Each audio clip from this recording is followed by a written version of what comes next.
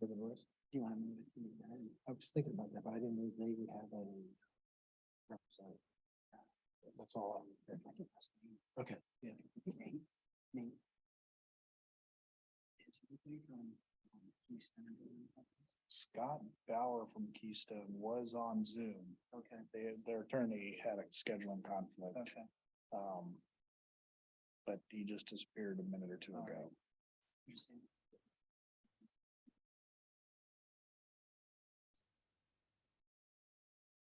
But it's something cool.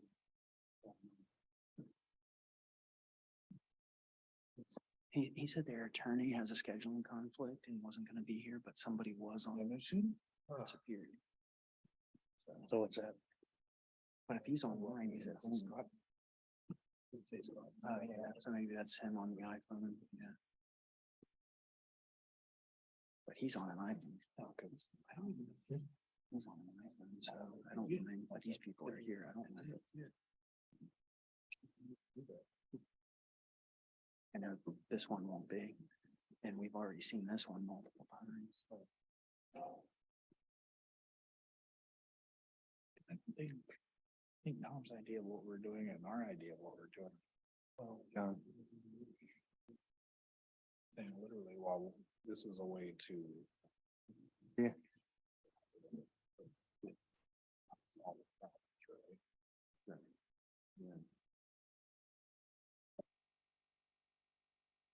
To be voting for it.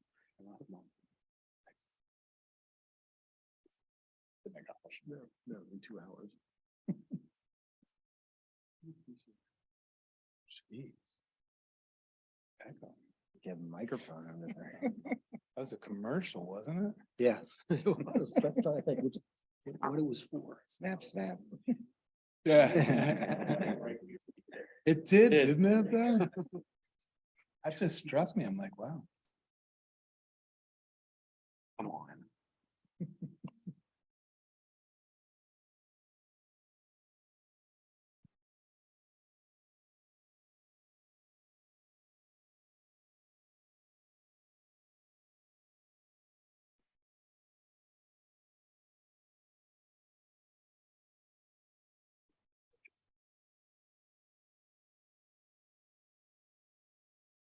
So.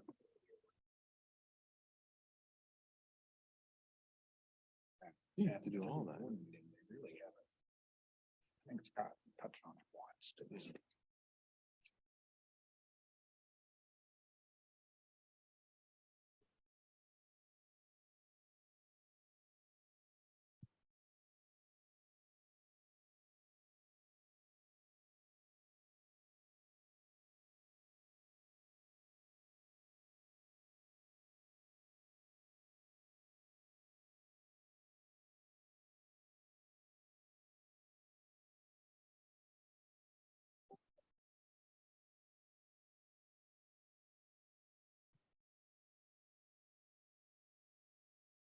It's my daily commuter right now. My daughter has I gave my car to my daughter. That's good. What are you gonna do when it snows? It's nice weather's not I just work from home. Where my wife takes me. I mean, she's out in. And she works a half a mile. Yeah. I have walked to work, yeah. It's not a problem. But yeah, if it's snowing or in the rain, I'll ride it sometimes if it's just like light drizzling. It's bad.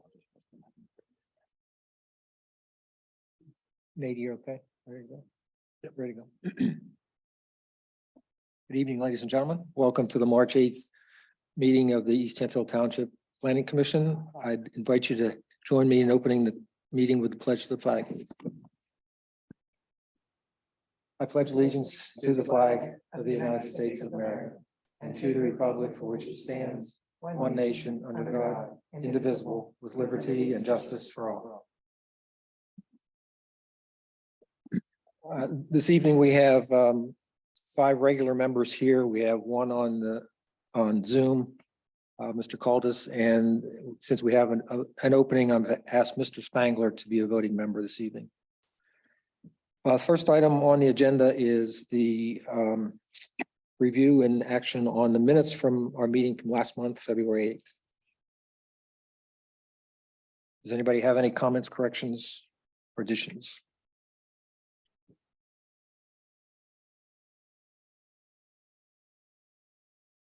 If not, I'm ready for a motion then.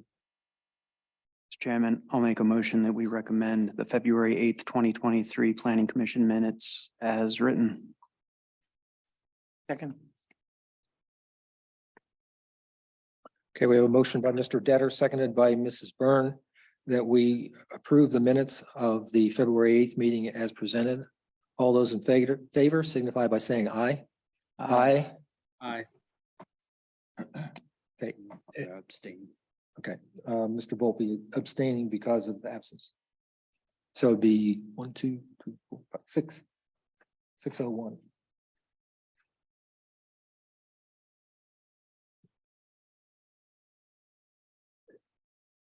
All right, this evening, I'd like to suggest a change in the order of the action items. I would like to move the first item, the building height zoning ordinance amendment, actually to the end and handle the 3 other plans ahead of that. So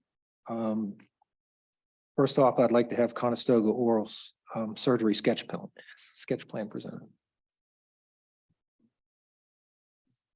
Thank you. Steve Gergley, Harper Engineering. This is a sketch plan. Are you pulled up, Nate?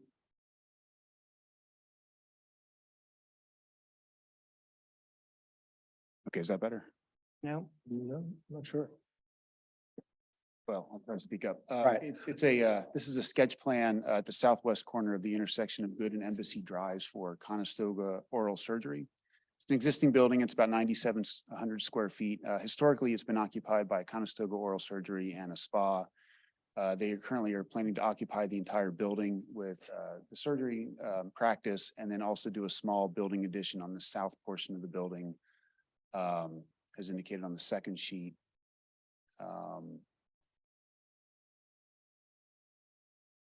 Minimize, sorry. Next plan, next page. It's the south There you building, and it's plan east there, or plan west rather.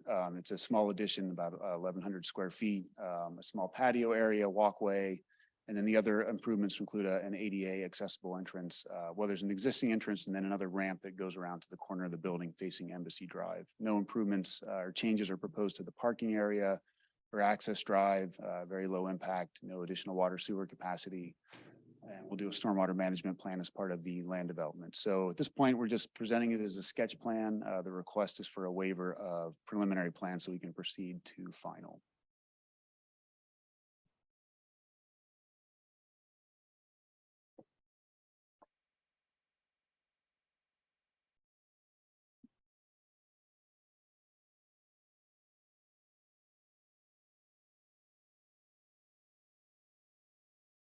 Assuming this is the first time this has been expanded upon or anything.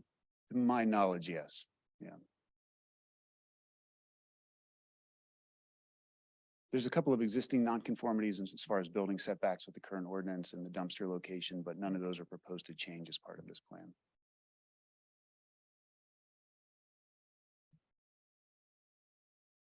Okay, and this evening you have requested a waiver of the preliminary plan process. Correct.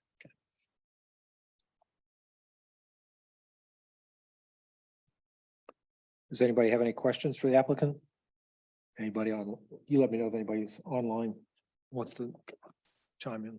The only ones online are Cindy, Dan, and the presenters for Keystone. Okay. All right, then if nobody has any questions, we can attend to the waiver. Well, I mean, just from a layman's standpoint, Yep. what's the benefit of having a preliminary hearing just kind of waived over? Obviously allows them to skip a section of the process to speed things up. There's obviously from their standpoint, it's money to come prepare another set of plans, bring them in. The risk of bypassing the preliminary plan is that they would bring in a final plan and we would see something that would we wouldn't approve. And then it would be rejected at the final plan and I'd have to go back and change it. Okay. Also, John, typically if it's a phased development or a residential subdivision with multiple phases on the preliminary plan, you can get that approved and actually start construction on public improvements and stuff. So Yeah. on a small project like this, it's very common for it to become either a combined preliminary final or just a That's what I final was- plan. yeah. So there's, With the recommendation, that's why I was just Yeah. curious. Yeah, it's not like there's going to be a super change to stormwater or egress, road cuts or anything like that. So probably not going to be. Yeah, an I issue. know the area. Yeah. Okay. Thank you.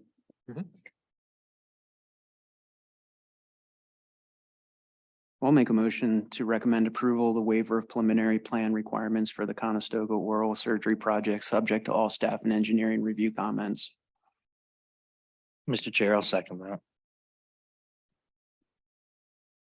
Okay, a motion by Mr. Detter, seconded by Mr. Palakowski, that we recommend approval of the waiver of the preliminary plan requirements for Conestoga oral surgery, subject to staff and engineer comments. All those in favor signify by saying aye. Aye. Aye. Thank you. Any opposed? So it would be unanimous. then. Thanks very much. Thanks, Steve. Have a good night. Okay, next up would be the 283 Commerce Hub final set subdivision plan and then the land development plan right after that. Hey there, folks. Evening. I'm Jeremy Bidnier with Landwork Civil Design. In front of you, we have a subdivision plan which includes 4 lots, 3 of which being located in East Hempfield Township, 1 lot being located in Raffo Township to the left side of the plan there.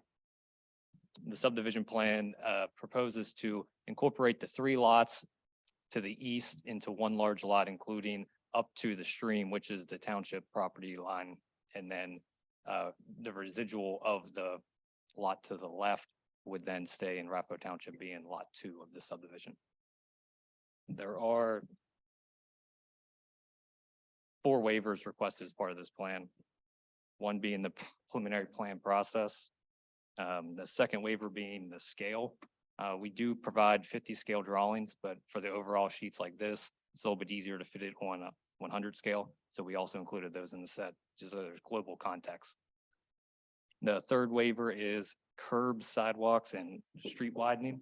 And the 4th is actually sidewalks as well. And with the understanding that this would be handled as part of the land development process, which would be the other plan on the agenda tonight. But happy to answer any questions you guys may have.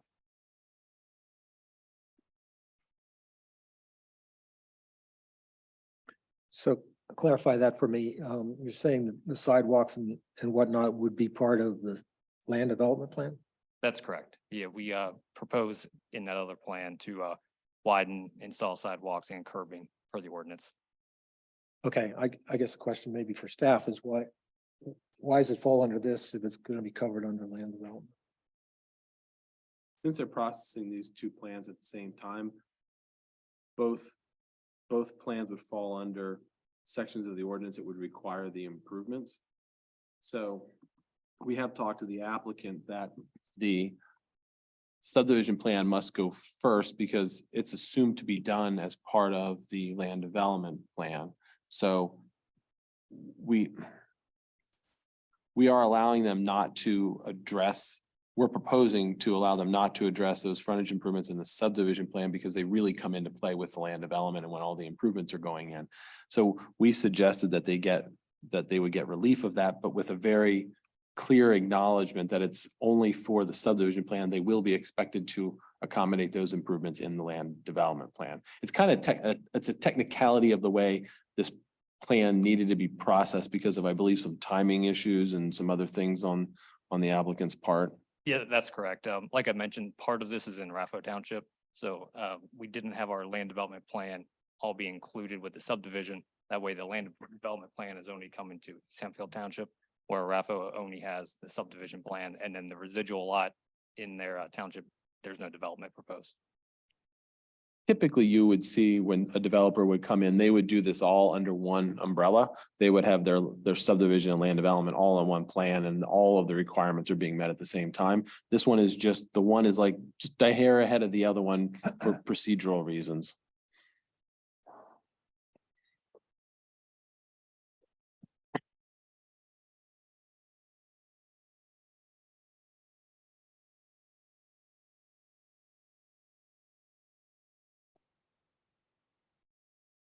Is this subdivision plan being reviewed by Hempfield Township also?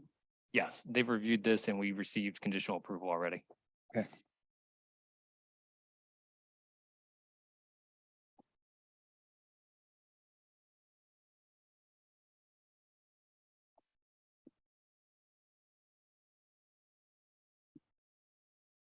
Anybody have any questions?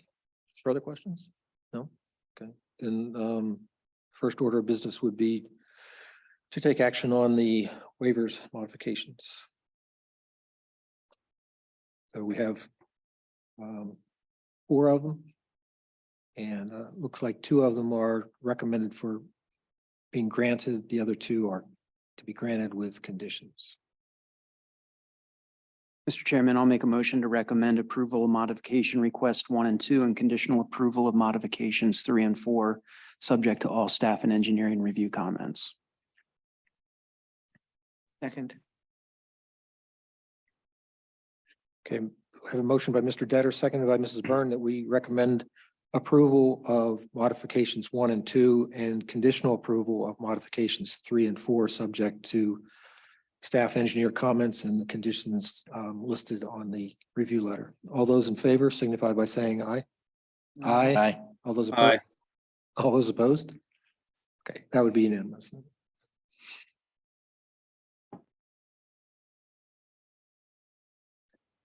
And then we need a motion on the plan itself, a final subdivision plan. Mr. Chair, I motion to recommend approval of final subdivision plan for 283 Commerce Hub, subject to all staff and engineering comments.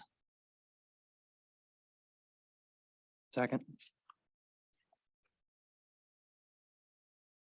Okay, we have motion by Mr. Polakowski, seconded by Mr. Volpe, that we recommend approval of the final subdivision plan for 283 Commerce Hub, subject to staff and engineer comments. All those in favor signify by saying aye. Aye. Aye. All those opposed? That would be unanimous as well. Thank you. All right, so since you have the podium there, why don't you talk about On the land LD development, plan. the land development. So as I mentioned, that subdivision is setting up this land development plan. If you're able to pull up the overall site plan, I think that'd be easiest for everyone to see.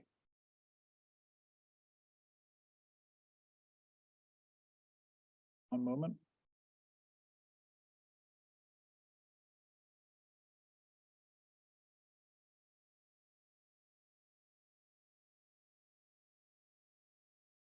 They're pretty big files.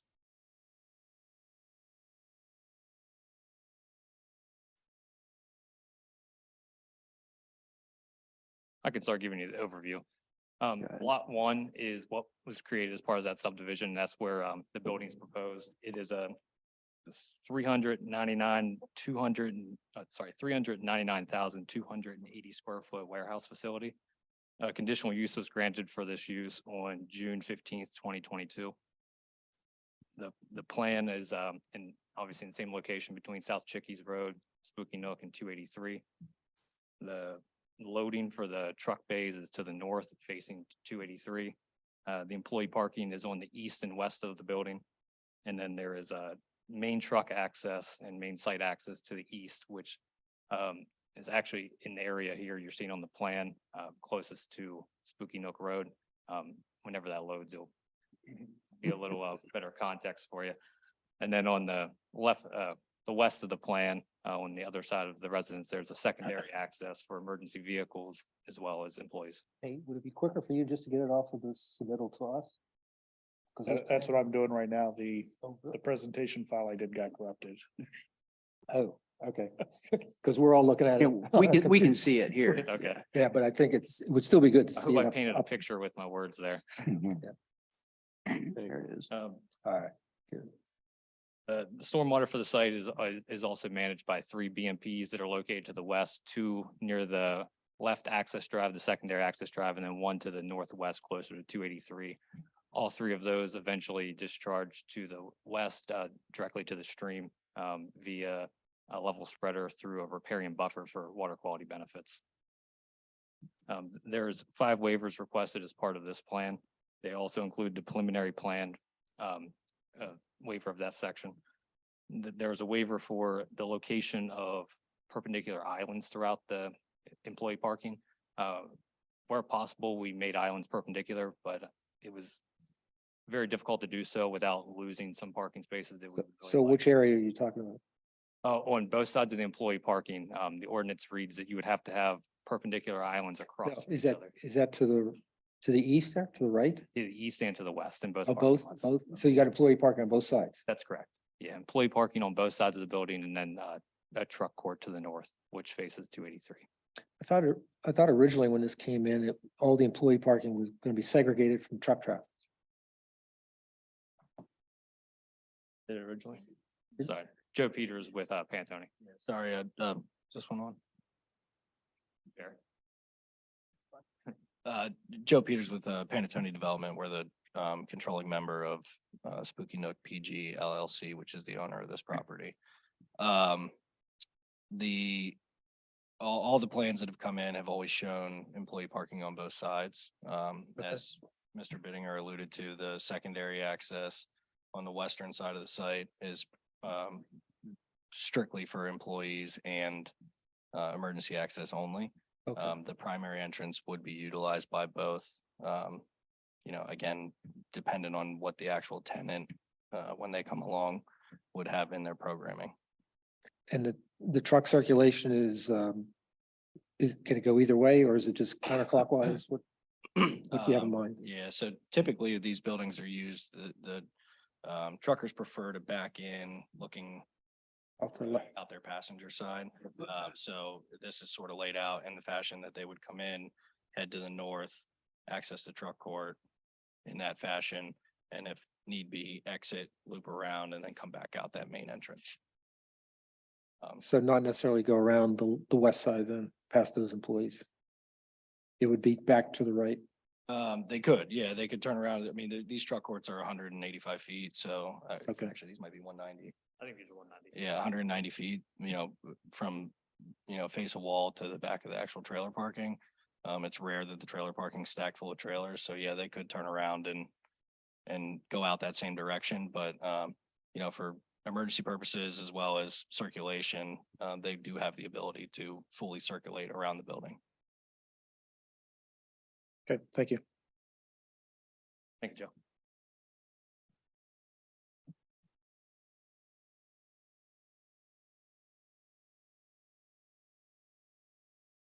Sorry, I lost my place here on the waivers. The third waiver it's requested has to do with a groundwater recharge requirement as part of the stormwater ordinance. Like I mentioned, we're utilizing a riparian buffer in this scenario, which is actually preferred by DEP. So the recharge is not applicable in this site because we won't be infiltrating. Also a waiver for the plan scale again. We do provide 50 scale plans for all improvements, but the overall sites, these are 80 scale, again, for overall context, so they're not broken up across all the sheets. And then the last waiver that was requested was a modified environmental impact study. Happy to answer any questions you guys may have about the plans in more detail. See, there's a wetlands area there. You're not taking any of that away, are you? That's Correct. originally there. I mean, that area is what's there right now. Yeah, that's existing wetlands and that's protected as part of the riparian buffer that we're proposing. Okay. So what is the extent of the road improvements around this site? Particularly on this plan, we are improving, widening to local street standards from the east access drive the whole way to our left frontage. And then from the east access drive back to Spooky Nook, we're actually improving that to collectors, to the collector standard, because that's where our trucks will be traveling. And Nate, if you could pull up that last email I sent you, there's a brief concept sketch of some additional improvements to Spooky Nook Road and then some interchange improvements as well. And this includes some turning lanes, some realignment of off ramps and on ramps, more of a global change for the benefit of the community, but also it helps access for the trucks. What's the status of the approval of that work? We're currently in the process with PennDOT. We actually just recently submitted on Friday for the traffic engineer here to review. So once we have their approval, then we'll submit these plans to PennDOT for approval. The work does also include signalization of the ramp on the other side of 283. There you go. So like I said, a pretty global change here, but benefits the community as well as access for our trucks. So, so all these improvements have not been approved yet or funded. Is that correct? They've, Go ahead. Jump up there. Yeah. I can hear you coming. So as far as the approvals go, and Mr. Hain, please feel free to step in where you see appropriate. The township has to be the applicant, given that their township roads with South Chickies and then anything done to the state route in this location, since we're not physically taking access to the state route. That requires the township to be the applicant. So what we've been working through with township staff is that, we provided them the design drawings first so that we have their approval of the design and layout, et cetera, before going to PennDOT and getting PennDOT's approval. We did the same thing with the traffic impact study that was previously approved. So, and then for funding, there's 2 grants that were secured by a previous developer. We were fortunate enough to have those assigned to us, to our entity, so that we can use them to help implement these improvements, as well as obviously our privately funded dollars. So. I guess where I wanted to get to the bottom line is if we approve this plan and the road work is not done. Can that happen? No, Okay. no, they would need to put the road improvements in order to be able to occupy the So that, space. Yeah. that's my bottom line. Yeah. If we approve this, it's subject to all those road improvements. Correct, yeah. And that's not uncommon with plans where you have some outside agency reviews going on at the same time as yours, and you're moving through with the assumption that they're going to get these in some amount of time. Often they take maybe a little bit longer to get through. And these are fairly extensive improvements they're looking at. These were, like they said, the TIS was looked at, and then these plans were high level looked at with the traffic engineer from the township. And I think they were in general agreement with it. They're just looking at some more of the details of that now to make sure there isn't anything that they want to see changed before it's submitted to PennDOT. But to be clear, you've had extensive conversations with PennDOT about you being TPD, this design and how you got here. This was a long process to get here with some consideration PennDOT had to give to lane lengths and other things that were involved in doing this, but not changing the bridge. Everybody understood. As soon as you touch the bridge, the project falls apart. Yeah. It's a good way of explaining it. If there's any questions that you want to follow up with DPD, feel free. We went through, I want to say 6 iterations of concept plans with PennDOT and the township. And until we finally settled on something that, again, left the bridge where it is, but still accommodated, frankly, the existing traffic problem that's there today, with our minor addition of traffic. So. Okay, thanks for the explanation.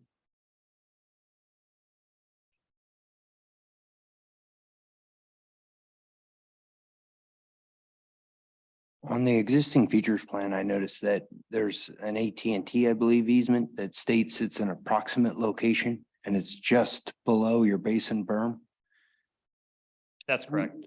How approximate is that? I mean, Could that be in your berm?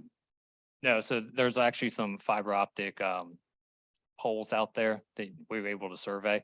We Okay. call it approximate because whenever it makes a turn, you know, it could sway several inches either way, but it's within the easement and we're actually already in contact with AT&T, coordinating with them as well.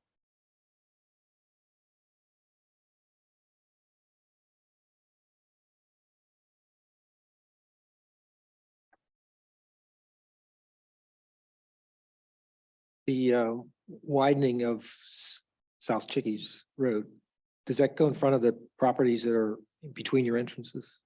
It does not. So we're gonna have a wide road that narrows down and wides back out, is that right? No? It will be, it will be improved on either side, correct? The township's not in a position to be able to ask even the applicant to do those improvements. Are So we, it's- are we gonna do the improvements? It's only going to be widened for to the truck entrance, correct? Correct. So Correct. And then it'll go back towards a local road width. Is that Yeah. correct? That's correct. Yeah, Okay. we were widening to the collector standards So- to the so east this- access. So this, Yeah. the black line that comes down and stops at the property and picks up on the other side of the property. Back to your other slide. Yeah.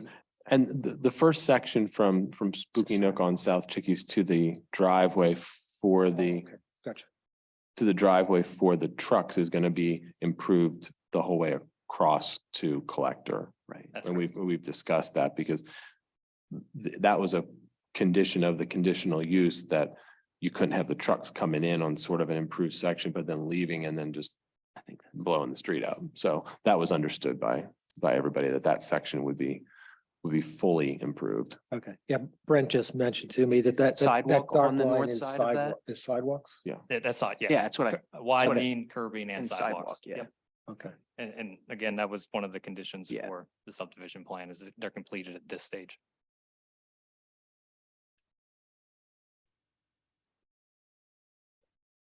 I noticed on your landscaping plan, the 30-foot landscape buffer specifically in the areas adjacent to the stormwater facilities somewhat encroaches within your 100-year water surface elevation and or your clay core of your berm. Any concerns with integrity of the berm and the landscaping on top of the clay core? Yeah, I think the landscaping plan, we're still continuing to work with Scott on, trying to manipulate, make sure we have cover where we need it, but obviously no impacts to the berm or clay core, that type of stuff. That's been an ongoing process, especially now that we have the road widening as well. And we still have a comment number 7 on there Okay. that speaks to the landscaping and the buffering, and we talked about it a little bit already. So it's a matter of massaging that, I'd say, to get it to the right place. So that's one of those things that are subject to staff and engineer comments? Yeah. Is that right? Okay. We won't let them get away.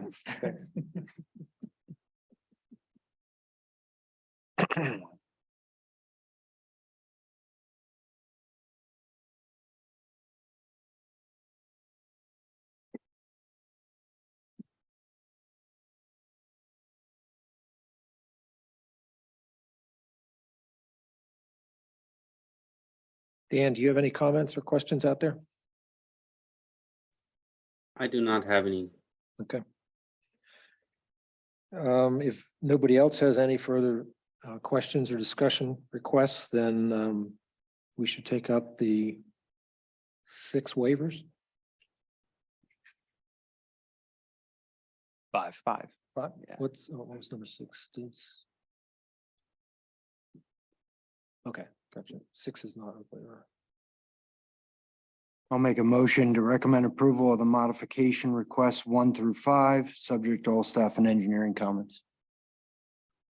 Is just a question, Mr. Bowlby, is number 5 really being granted or are we? Yeah, you're just we- approving a modification instead of a waiver.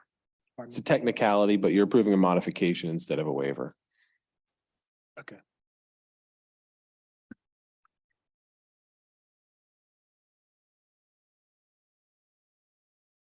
I'll second that motion.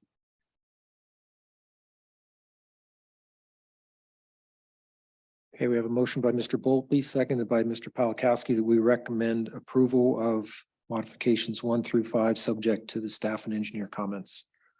All those in favor signify by saying aye. Aye. All those opposed? So that would be unanimous then, 7-0.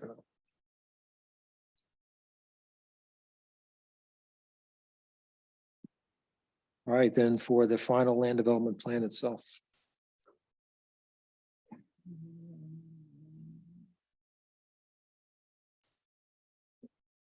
I'll make a motion to recommend approval of the final land development plan for 283 Commerce Hub Township File 220902, subject to all staff and engineering comments.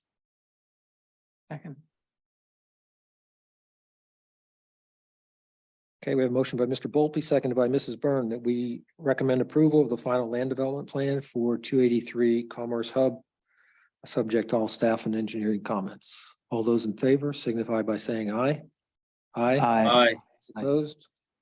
None here, 7-0. Thank you. Yep. Have a good evening. Thank you.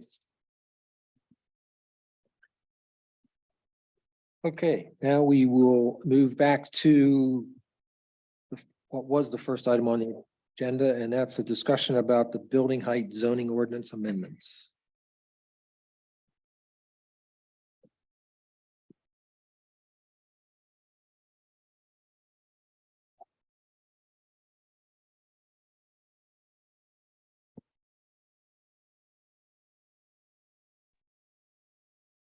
Good evening, Planning Commission. Rob Lewis from Kaplan Stewart. I'm not sure if you'd like me to jump in or not, or Nate, if you were going to jump in. I represent Keystone Custom Homes, and we are the party that filed the petition that's before you this evening, seeking a recommendation to the board for approval.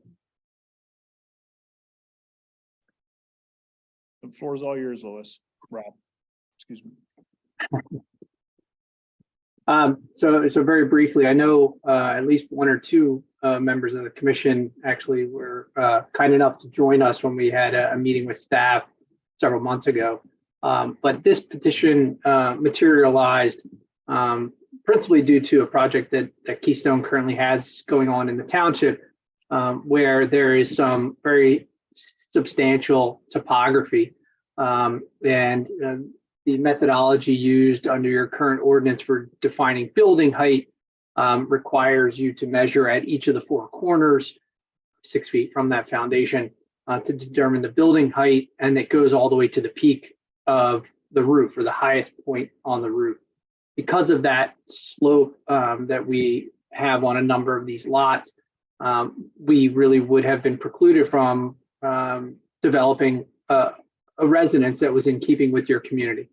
And so we had asked that staff talk to us and consider adopting an amendment to the text of your ordinance that would allow us to develop that home with those homes with a walkout basement.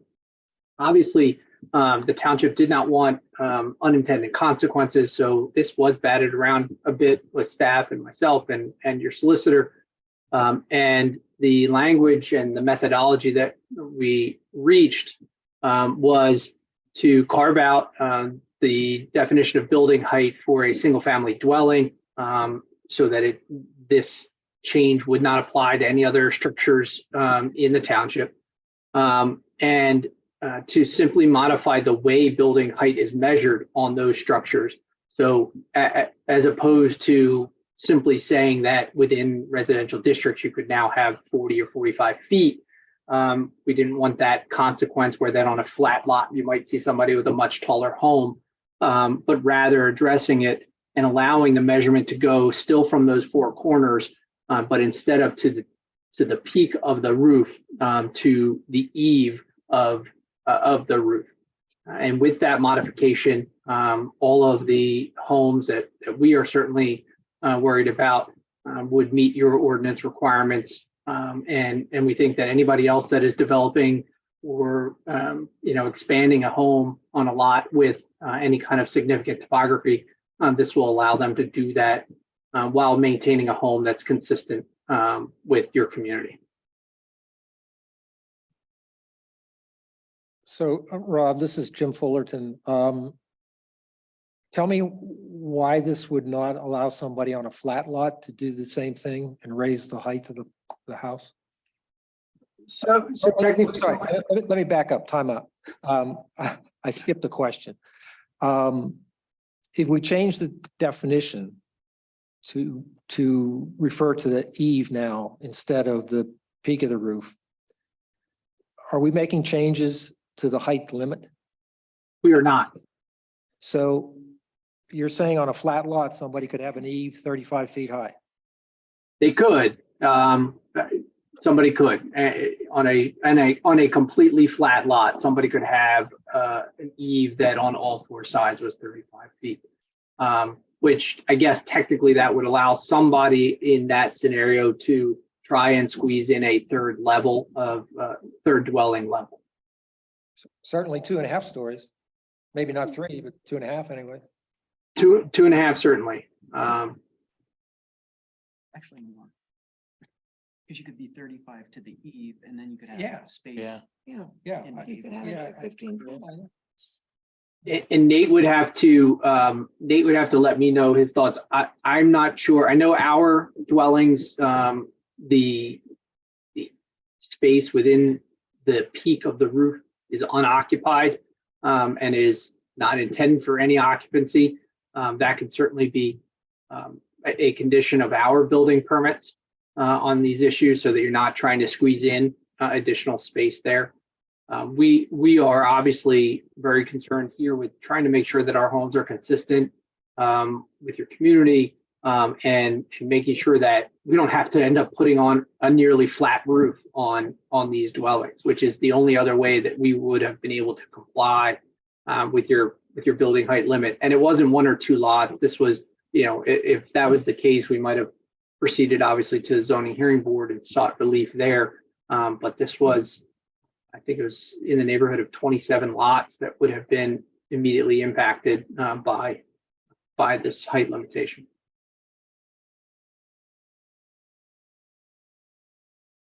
Can you tell us your design, when you studied it, how far over the limit you were finding yourself to be? And I do have Scott Bauer from Keystone here. He may be able to chime in on that. I do believe that generally, and Scott, please correct me if my memory fails me, I thought that on a number of occasions we were 4 to 5 feet in difference. Using a standard pitch for our roofs. That's correct. Yes. What's 4 to 5 feet. What do you? We had a number of residences that under your definition would have been in that 39 to 40 foot definition. Now, obviously from the street side, those homes do not look, do not look to be 39 to 40 feet tall. They are consistent with your ordinance, and with what's around. It is the walkout basement due to the topography on the backside where you end up with that additional height. Don't you have some properties though that would be on the other side of the road, so to speak, where the front of the house would be the low side and the back of the house is the high side? So I'm leading to the point where you could have a garage underneath and then 2.5 stories on top of it. So that from the street, it would be very tall. I think you're right. Under the ordinance, somebody could try and take advantage of that and do that. That is certainly not our model. That is certainly not something that Keystone would deliver to its customers. But I agree, and I know that your role, obviously, as planning commission, is to look at all the possibilities, not just the individual instance that that my client is bringing in front of you. I don't disagree that somebody certainly could try and take advantage of that. Yeah, somebody could very easily do a tuck under garage and have a 3-story home with that. Scott Bauer here with Keystone. I would like to add, due to the topography, it is continuous. So the rear yards of those homes that are the opposite side of the street, due to driveway slope conditions, that causes our garages to be held down to not maximize the driveway slope. But due to the rear yard and code compliance of getting water from the rear yard to stormwater facilities, it does typically require us to pull the first floor up, which would preclude us from doing 3 stories simply because of the topography in this community. Rob and Scott, I don't think anybody here is saying that your community is going to do that. We're looking at it 100%. future developments. The other concept, I mean, we did bat around a couple of concepts. I'm not sure if I saw Scott in over there with you tonight, but I know we batted around a couple ideas. One would be to add something into the definition also that talks to habitable floors as well as height. I've seen that in many municipalities where you limit both on the physical measurement, but also on the number of habitable floors. You know, you can carve out basements and things like that because they aren't really adding to that presence. But that's something that can also be considered. We obviously don't believe that's necessary here, but if you are talking about looking at, you know, your community as a whole and wanting to make sure that somebody doesn't build 3 stories facing the street plus a peaked roof, that's something that you could consider. When you talk about other municipalities, what other municipalities that are similar to East Hempfield Township? In terms of those definitions, I'm not saying that another municipality necessarily is identical to East Hempfield. I'm just saying that other municipalities that I have had experience in that limit not only a objective measurement, height measurement, but also limit the number of habitable floors. Off the top of my head, I'm thinking of a number in Montgomery County that I know do those kinds of limitations. In a lot of municipalities that we work in, it is common for the middle of the roof to be the measurement, not the peak. So, you know, that was another angle we explored, but, you know, we went this route with the conversations we had with the township. And I don't know, Scott, if you or Nate want to chime in, because I think the final idea to move forward with this concept, with the definition that we have in front of the Planning Commission this evening, was ultimately one that was preferred by staff and supported by staff. Correct. We looked at several different options and the applicant had provided some information, and we looked at ordinances in adjacent municipalities and found that there was some comparison to some units that were built in Manheim Township. We looked at their ordinance. Manheim Township's ordinance would read very similar to this one if it's modified. The modification that's in front of you is pretty much what you would see there. It was, again, looked at to be restrictive to single family only. The thought that there's a desire or a problem with having 3-story single family houses is, I think, fairly limited. I think even where you might be able to do that, I don't think it's something you see a great demand for. We did look at the multis. If you have attached or other multi-units, sometimes you do see it in those to try and get additional space. But again, this ordinance was drafted with consultation with the applicants, with some members of the planning committee, and with some members of the board of supervisors. Yeah, there's one house in our neighborhood, which is, I'll say it's a fairly flat, and they've got 2.5 stories. I'm not sure, you know, if it would have been to this, it would have been 3.5 stories. So let me go to your sketch there. Let's say you allow 10 foot for the basement, plus those 2 floors to the eaves. How do you even need 35 feet at that point? It's a good question. In the end, with this definition, we comply significantly. Yeah, you know, we were 4 to 5 feet off the other way, and now we have about, I think, and Scott, you can correct me if I'm wrong, I think most of our homes now would comply by 4 or 5 feet. There's a significant difference. Yeah, it's common for our buyers to explore 10-foot or 9-foot basements. So in a scenario where a buyer would have a 10-foot basement, a 10-foot first floor, and a 9-foot second floor. You would have approximately 2 feet because of the floor systems in between being anywhere between, 1 foot thick or 14 inches thick. So, yeah, we would be at 32 commonly in a walkout condition. Yeah, I thought when we had these, and Brent and I were both part of that planning committee that tossed this idea around. But I thought part of that deal was that if we changed the measuring, whether it was to the eaves or to the center, half of the roof height or something like that, we would come back and we'd also change the maximum height allowable, so that we didn't kind of double dip here.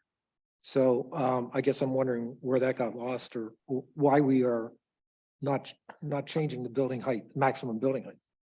I say I'd brought up restricting the maximum building height, but the general consensus was to leave it as is. I think one of the concerns when we looked at that was you could make this change, but then put in that building height comment, but then all of a sudden you might be back into a spot where they're right back to where they were at. It could sort of fix one thing and then it puts another restriction in, and then we're having the same problem where they're gonna be submitting building permit applications and still having the same problem. I have a home in another community up in the Poconos, and we're kind of faced with the same sort of thing. People are building houses up there that are now 4,000 and 5,000 square foot easily. And, they want 10-foot first floors or 9-foot first floors. And some of our land is sloping. We have a maximum height there, but it's from the undisturbed grade. So you figure out where the house sits before you grade anything, and then you make your measurement from there to whatever the allowable limit is. I guess what we've seen is people want these bigger and bigger houses, and I guess I'm not sure that's typical of Hempfield. I'm not sure that's in our best interest to have these 10-foot basements, 10-foot first floors, and you said 9-foot second floors. I mean, that is humongous.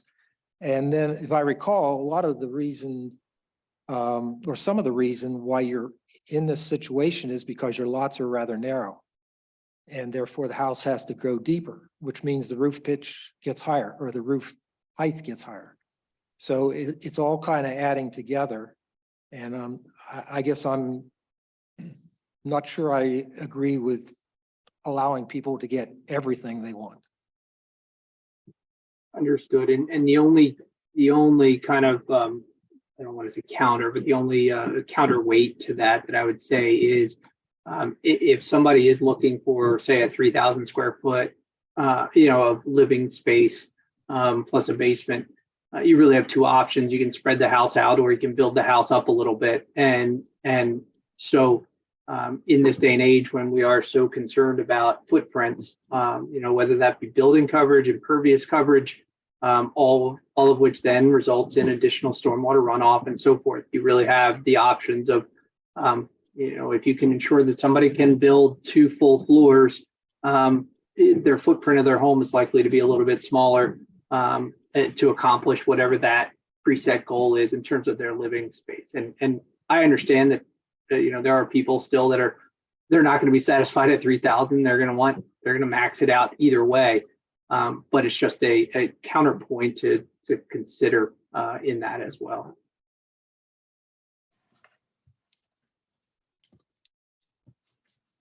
I also think we'll run in whatever the supervisors decide to do with this. Somebody's going to run into this situation more and more. The choice lots for development for residential homes are going away, and they're running into this issue now because that's the land that's available. It's unfortunate they didn't realize this during the conditional use hearing, that we're here now trying to take care of it after the fact. But it's gonna keep coming back because of the land that's available to build on anymore. My question related to the land that's available to build on would be, is our 6 foot away from the building is where you're going to see the effect of the slope of the land. Our measurement starting 6 foot away from the building. Well, how far over would you be if you were measuring at the edge of the building versus the 6 foot away? That's interesting. I don't believe that I don't know that number off the top of my head. It obviously is going to generally benefit us because you have in the rear of the homes that are generally at issue here, it slopes away. And so you're forced to add height. Whereas on the front of the home, you've generally done what you can to flatten out the front for driveway pitch and so forth. So I would say that being able to measure it closer to the foundation would certainly benefit us. I will caution you. There are other developers that would do bad things with that definition, and that's why you've gone probably to the 6 feet away from the home. They would manipulate that definition to their advantage. We've had developments come in where they mound up dirt at the corner to meet the height. Yeah, you gotta. That's why that 6 feet is there, because there are too many people that have done that in the past. That's not where I was going with my question. Where I was going with the question is how much of it is the site and how much of it is the building architecture that's driving the request? You know what I mean? Sure. By looking at it that way, by the edge of the building, it kind of tells you, okay, some of the site, if there's 3-to-1, 4-to-1 coming out of the back of the daylighted building, in 6 feet, you're going to drop an additional 2 feet. Sure. So right there's 2 out of the 4 to 5 that was over. But what I'm going with this is more of a request just for a specific type of building with higher ceilings and a specific pitch of roof. Yes. Yeah. So Yeah, it's not so much about site as it is the site affects it by a foot or 2, but that should really be it. And that, no offense, but that foot or 2 is pretty important. I mean, otherwise you start really flattening out some of these roofs, and it really is not in keeping either with the architecture of a house or we don't think necessarily in keeping with the quality of the home that we'd like to bring to your community. But I totally understand your point. There's no question that this is trying to cater to a quality construction, and that quality construction and that value to these homeowners has to do with a lot of those items that you talked about, having the higher ceiling clearances on the first floor. And even now the higher clearances traditionally that people are looking for in new construction on a second floor. I live in a house with 8-foot ceilings. I on all the floor. You can see how low the ceiling is above my head in the blurred out vision. I know that feeling. That's just not what most people want these days, and not the kind of product that we would like to deliver to these clients, particularly not in this location. Rob, can you talk? May I also clarify, so our homes are standard 9-foot first floors and 8-foot second. And our basements are 8 foot unless the buyer buys a finished basement, and then it goes to 9 foot. So our standard homes would not fit. And even if we switch the first floor down to 8 feet, a typical ordinary basement that is built commonly in multiple municipalities would not fit on a walkout. So that's partly the reason why we were presenting this, was because ordinary single family architecture that we're seeing in multiple municipalities, not just Keystone, is not able to fit. And so I would say that, and then I would also say the homes that we are proposing and the roof pitches are consistent with the other community that we've built in there, and that was Hampton Heath. And we had at least 1 or 2 homes in there where we actually had to do roof adjustments for the permitting process, but those lots were flat. And so because of that, we didn't have the concern. So these homes exist. Many of the homes that we're proposing to build already exist in the township. It's just the walkout condition is causing us to go over. Rob, can you talk about why it's to the eve now? I know we had some discussion during that meeting about, going to the midpoint of the gable end or the median, whatever you want to call it, but it's basically halfway between the eve and the ridge. That was the language I had suggested, so I'm going to have to defer to Scott on how it ended up coming out as the eve. The language that I had submitted, I think generally had said to the median point of the peak and the eve. So I'm not sure There was some concern on staff's part that determining that height would be more difficult than simply measuring to a fixed point to try and if you're imagining standing next to this house and those 2 points are there and you're trying to find the median of it and then measure to it, that would be challenging. So the idea was to make it easier on staff and give them a fixed point that they could measure to. But they're gonna submit a drawing like this for the house. You can tell what the height is right there, the midpoint. It's very simple. On the drawing, Yeah. So Well- assuming they build it to the drawing, you know what the height is. you're assuming that. Well, I sure hope they build to the drawing. This is to allow for compliance checks.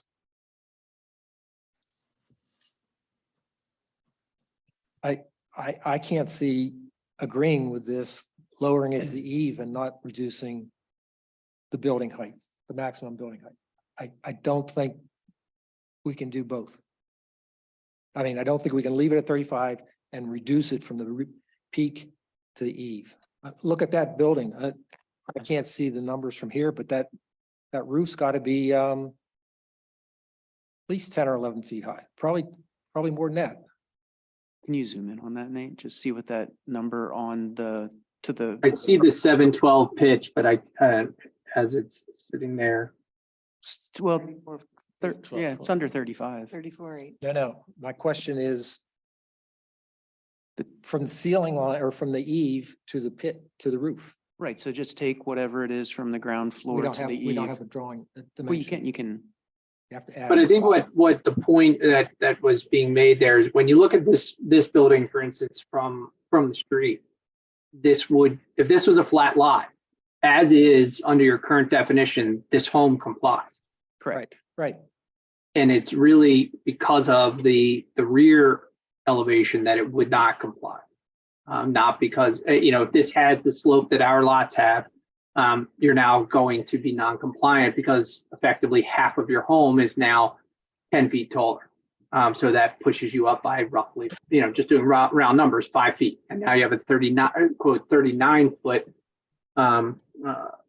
home as opposed, under your current definition, as opposed to what from the front is consistent with your ordinance and what anybody else would likely build on a flat lot. Right. So my point is this house would actually have a height of 40 feet as measured by the new ordinance. No, by the new ordinance, this would have a height I'm of sorry, probably only 25 feet. I mean, 24 or 25 feet plus the rear, which is add another 5. This would be about a 30-foot tall home under the new ordinance, roughly 30 to 31 feet. That house would On our lot, I'm sorry, on our lot, on a sloped lot, this would be a 30 to 31 foot tall home under the proposed ordinance. But on a flat lot, again, it could have It's about a 30 foot. Yeah, it's probably, a 25-foot tall lot. right. Yeah, That's the no scary part. There's no reason that somebody couldn't build this house, add 5 feet to it and put in at least a half a story on the third floor. Under this proposal, I can't say that's not true. Somebody could try and do that. Yeah. Yeah, I'm sure they could, especially if they didn't have 10-foot ceilings everywhere. Well, this one's only 9 foot, I guess. 9 foot, 9 foot. Okay. But still, 35 feet to the top of the second floor, basically, is what you're saying on this house. You could easily have 3 stories. could easily have with a three- flat roof. I mean, Yeah. Yeah. you could just- Or have a couple gables in it or 4 something 12 like pitch that. roof. Even six. Does our building height definition have anything related to stories in it? Does not. Does not. No. A lot of ordinances have 2.5 or 35 feet. Yeah, has there been given any thought to adding 2.5 to this definition? That To- doesn't help. That doesn't help. Because you could do 2.5 Or with the new definition. you have to meet or I'll say you have to meet both. 2.5 stories and 35 feet. And what I think we just talked about is you could easily do that with the new ordinance. If you're measuring to the eve on You this. couldn't add a third story is where I'm going with it.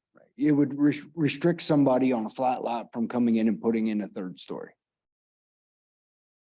I just converted the attic area. Put a couple dormers in. Yeah, which Be 2.5. to me, that's not as bad as a whole third story. A whole third story with another roof is pretty dramatic. A 2.5 isn't that uncommon. I mean, I live in a 2.5 story house in a borough or a village type setting like what you have here. So I'm not sure is there an objection to a 2.5 story house? I think my objection, I'd have no problem if the definition was to the midpoint of the gable. And I understand it's a compliance issue, but I think there's a way around that you could measure that from the field without. I think there's a way around that. I think just deciding between. I think just to dismiss it because it's going to be difficult to do in the field. It's easy to verify the slope of the roof without being on the roof. I mean, Sure. anybody can do that during construction or get up into the attic space and measure it. I mean, you can just do that, to see if it's exposed in there, and then you can just divide it out and. Yeah. whatever. We You can even do it with the we can look at other rangefinder. options I for mean, that. We did, again, this is based on the same language that's and how it's measured in Manheim Township. We couldn't recall through travels through Manheim Township, seeing many 3-story, single-family houses that had popped up because of the way their ordinance was written. It just wasn't, it's not a thing that happened. There's a few out there that might have 12 roof pitches and they got as much roof as they have front of the house. I can. There is not, right yeah. up Quarry Road. There was a comment made by the builder during the early parts of this about the taller roofs being part of the design of these more desirable houses that they're constructing now. And you can see that in other municipalities. If you go to Manheim Township, there are some developments with those taller pitched roofs. Yes. Okay, so everybody's like- got their own opinion. And to me, Yeah. I don't think we need that. Yeah. I think there's other ways to make nice houses that we can manage their height. But I mean, Nate just put on there, 22.5 feet. Okay, add a third floor, that's 31 feet to the eave. Plus the roof. So it's quite possible you could have a 3-story house. Sure, Okay, you could. So we need to come up with some way of avoiding those situations. Either by reducing the height or changing where we measure the 35 feet to, like Brent was saying. And the likelihood of that happening is minimal, but somebody could absolutely do it. And we have Absolutely. no way to stop them. It will happen. It will It happen. will happen. Somebody It's will. been proposed to me as a designer They try to make. where people have talked about it. It will happen. And, the story part of the definition is in a large magnitude of ordinances. So I don't think that's a bad option to go with the 2.5 story, which is found all over the county. As a way to circumvent that little side door that somebody could go through. Would you leave the measurement the same and do the 2.5 It story? doesn't really matter because you're limiting it to the 2.5 stories. You're never going to get that third story. And I Even don't if think they're- somebody's gonna build So this. then- Even if they're 8-foot floor to floor or 9-foot floor to floor, you would never hit that. 35. So you could leave the 35 to the eave and limit it to 2.5 story. Was there? If I can just chime in quickly, I know I like the healthy discussion, obviously, but the one thing to be aware of with stories is how you treat basements.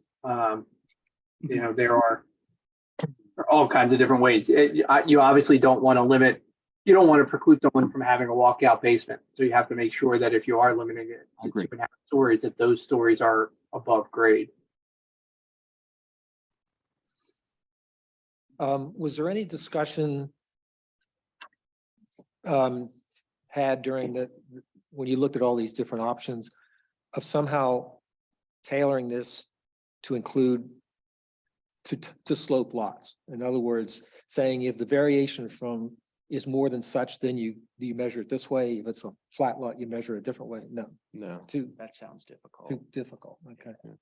Yeah, the biggest thing that we tried to do, I think, was to limit it to single family detached dwellings so that this measurement concept doesn't apply to townhouses or twins, things of that nature, where you are more likely to see somebody try and go vertical. So this would not apply. This difference in measurement would not apply to a townhouse or a twin or a multifamily. So this measurement is only applicable to single family detached dwelling.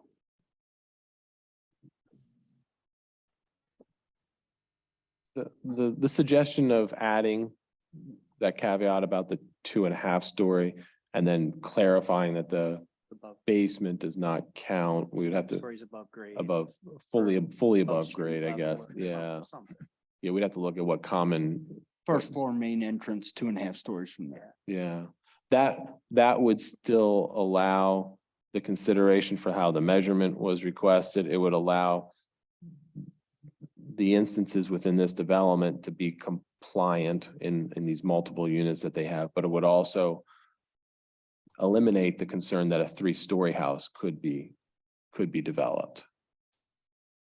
So in the packet that we were given, where it talks about the proposed ordinance amendment, it says that the existing 272.2 is eliminated and it's replaced with this. But doesn't 270-2.2, doesn't that apply? That definition of building height applies to every building height in the whole zoning ordinance. It does, and that's why the new text has two provisions within it. It says for single family detached dwellings X, for all other buildings Y.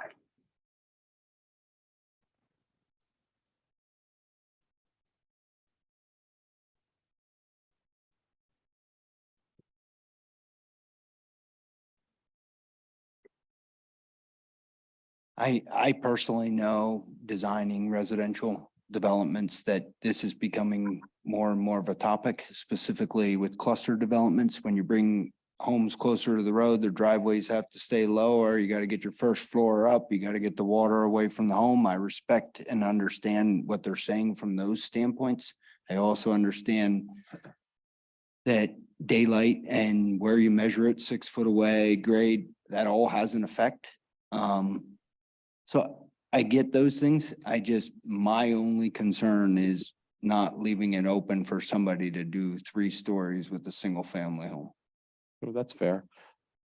Rob, do you have a concern with that, with anything that Not just you were looking at? 3-story with a 12-12 pitch, because there's nothing in there to control the Yeah, pitch of yeah. the roof at all. I mean, then you just, from the street, you could have a 50-foot building pretty easily. Yeah, I mean, Scott, I don't think it would affect us because we don't have any intention of building, so as long as the basements aren't counted as a story, so that's fine.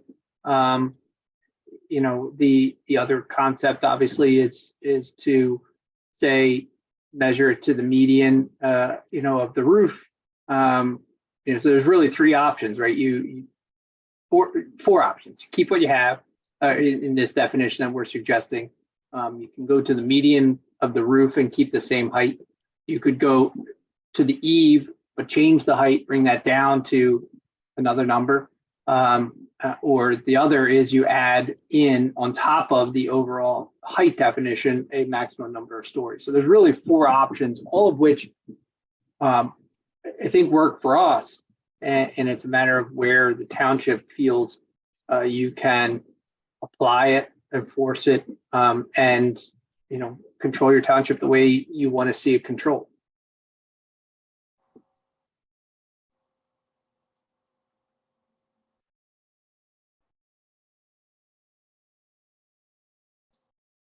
It does sound to me that the biggest concern here sounds to be people don't generally want a 3rd habitable floor above grade, on the front of a home.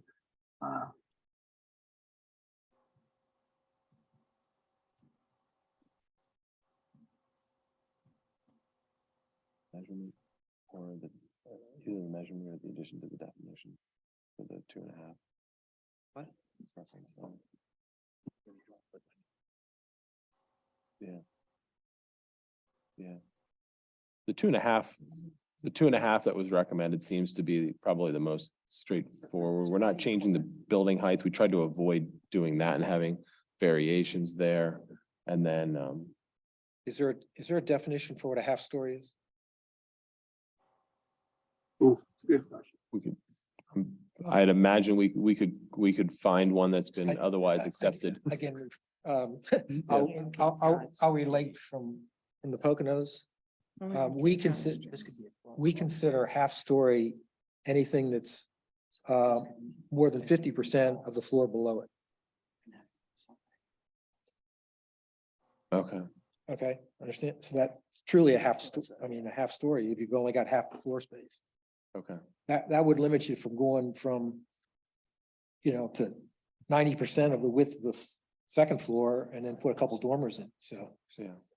you might want to consider, if there's nothing in the ordinance now that talks about what a story or a half story is, we need to define it. Yep.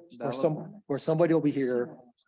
I will say that all the ordinances that I work in that say 2.5, I've always been allowed to do first and second floor and a daylighted basement. I've never been denied from doing that based on the 2.5 story scenario, if that makes sense. We would just have to look at a definition that defines what half story is. Like in this other township or this other development, a story doesn't count unless it's above grade. Okay. Or more than half of it is above grade, let's put it that way. So there's a couple options, I think, to get. It's the half. It seems like there's a couple options to get to what the planning commission is saying is the concern. Probably legitimately 3, I guess, but probably 2 that are the most straightforward, either changing the measurement to the mean, or to add the definition. So those 2 options could be looked at. Then pick the one with the least least pitfalls to it. Still looking at the 2.5 limitation. Was that what you're saying, or? Sure. Either the definition or changing the measurement. To what Brent had said. I think if you measure to the mean, there's no way they'd be able to fit the a third story in by doing it that way. Following that. Okay. Unless the building was like 100 feet long, then you could, once it was, so you got to that midpoint, but I don't think it would be feasible to build that at that. But there, that's 35 feet. That's not the mean. So, And there's. so I might add that if most of the buildings that have been denied were measured to the mean roof, all homes as applied would have been passed.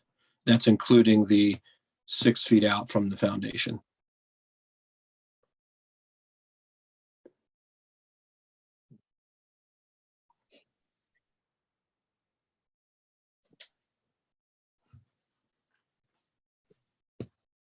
Hey, Dan, you've been pretty quiet out there in Zoom land. We got anything to add in? Just, can you just remind me how many houses are affected by this height? I think they said 26 or something in that area. Yeah, it's a lot of properties. Yeah. Because if it wasn't that many lots, I would have said, why didn't this go as a zoning variance? But that's a lot of lots too. Yeah, Dan, I agree 100%. If this was even only 2 or 3 lots, something like that, you could make the argument to the zoning hearing board that we meet the standard for a variance, and it would be practical. For 27 lots where you have to file 27 individual applications, it's not feasible really to do it that way. And you start running into the risk that the zoning hearing board simply said you don't meet the standard anymore, because each time they say there's 26 other lots that have the same problem. Yeah. I mean, I'm leaning towards the just modifying the definition to the midpoint of the roof. I think that's more flexible. I think going to the top of the eave, I think opens it up to more people taking advantage and going higher than allowed. Procedurally, one thing Nate and I discussed was that we'll need to run this by a solicitor to see if this is a minor change or if it is more substantial than that and what that does to the process. And maybe if she's given these options of these two different ways of looking at it and she feels one does not mean starting over again, because meaning starting over again means re-advertising, going back to the county and then coming back through the whole thing. So I think that might be a consideration too. Yeah, I don't know how she'll see that, but I think if you would change the definition to how it was measured to the midpoint of the gable end of the roof without having to add a definition for a half story or something like Sure. that, I think that would be Yeah. a minimal change. Yeah, then that would be the obvious answer. Yeah. Probably whichever one allows for to be moved forward without starting over. Is this the one what you were talking about with the township houses vary from the township one that's already in effect right now? Measures to the roof peak. Still Have they 6 had feet out. any, have they had any issues with, and how long has that been in place? That way, the way that they have it. The current definition's been there since 2014. Minimal For changes. township? Yes. Minimal changes. Are prior you to that. talking East Hempfield Township or No, Manheim Township? I'm talking about Manheim Township. They're the ones that you're modeling this after, correct? Correct. I do not know how long that's been in place. Has they come up against any issues in that time? I'll say. It's still written that way. So I guess they haven't changed it. That's what I'm getting at, so. Yeah. I told you everything I'm thinking. I haven't heard a word out. I'm waiting to see.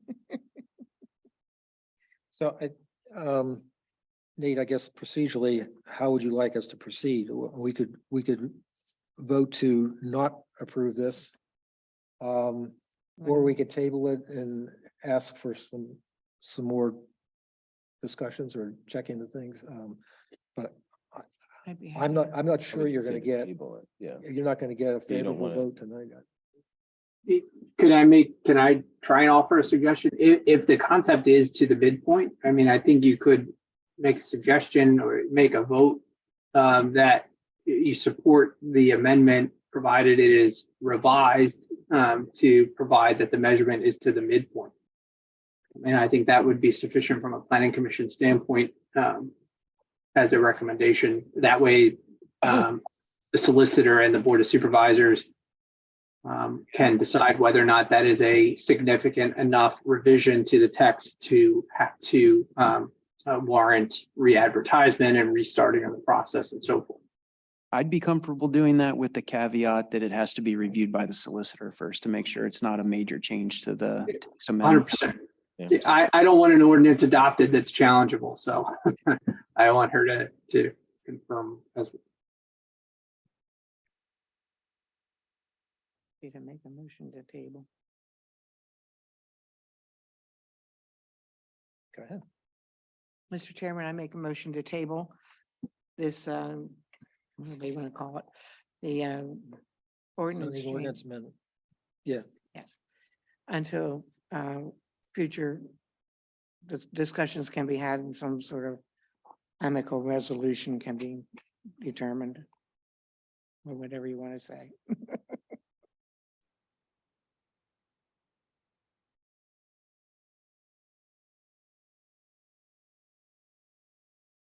I'll second the motion. Thank you. Okay, we have a motion by Mrs. Burns, second by Mr. Fullerton, that we recommend that we table this proposed single-family dwelling height zone ordinance amendment until further options can be reviewed and a new recommendation made. Come back to us. Right, well, yeah. Yeah. All those in favor signify by saying aye. Aye. Aye. Aye. All those opposed? No. Okay, so we have 5-2 with Mr. Detter and Mr. Spangler voting no.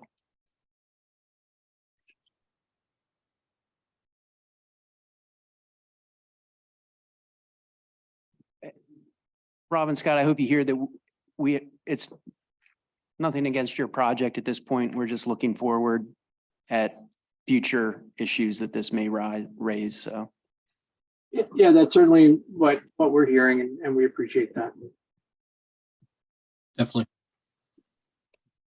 Okay, well, sorry to have deferred this to the end of the agenda, but as you can see, it was the major time item for this evening.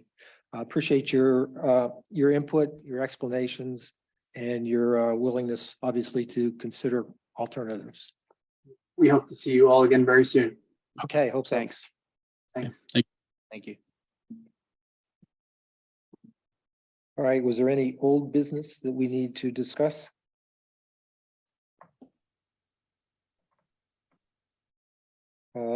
There's one item of, I'll say, new business that, or maybe it's old business, I don't know. We have an opening on the commission, since Mr. Boltby is a regular member now. And I understand we have 4 applicants to replace, to be a new alternate. So I think the supervisors and Cindy are suggesting that we meet before our next meeting, the April meeting, to do interviews here. It would be joint between supervisors and us. I'm sorry, what time did you suggest, Nate or Cindy? I will double check, but I believe 5:30 is what we were thinking. Okay, the idea would be to, typically we give each person 15 minutes for the interview, a little time for us to maybe discuss and get around the horn. So hopefully that will be okay with everybody, rather than meet at a separate time. I'll be on vacation. Okay, congratulations.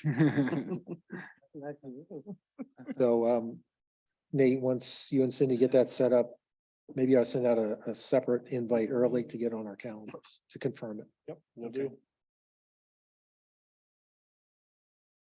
All right, was there anything in particular on the project report, March project update, that anybody would like to discuss? Okay. And I assume there's still nobody on there for the public comments? So therefore, the meeting will be adjourned. 8:24. Not too bad. Not bad.